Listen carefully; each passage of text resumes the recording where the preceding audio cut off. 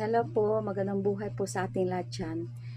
Matagal-tagal na rin po akong hindi nakapag-video dahil sa busy ako sa tindahan at nag-aalaga po ako ng apo ko dahil may trabaho yung anak ko.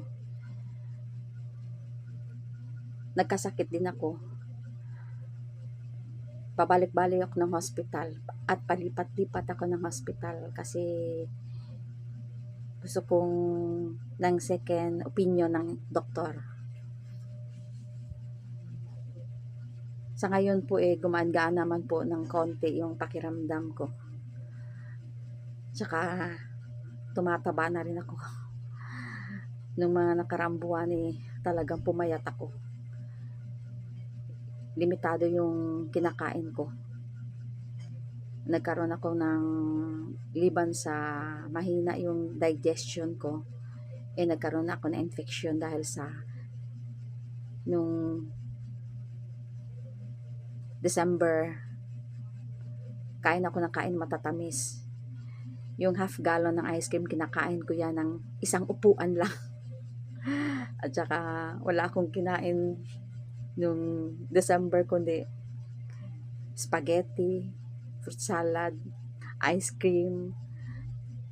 Kumakain na ako ng konting kanin at saka ulam at malakas akong kumain din ng rice. Kaya siguro nagka-infection ako at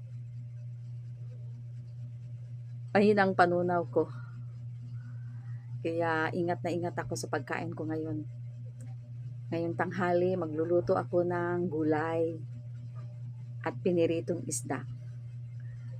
Bihira kasi akong kumain ng gulay. Tsaka hindi ko talaga hilig kumain ng gulay. Ngayon kakain ako. Tumambok na po yung mukha ko. Hindi tulad nung nakaraang buwan talagang naganyan yung pisngi ko.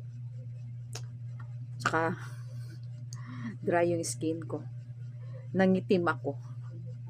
Napansin ko nangitim ako. Ngayon bumabalik na yung kulay ko. At saka nakakakilos na ako na hindi ako hinihingal, hindi ako napapagod agad. Kaya praise the Lord. Yan lang po. Maraming salamat po sa inyong lahat dyan. At magluluto na ako ng gulay para pananghalian ko. Bye-bye.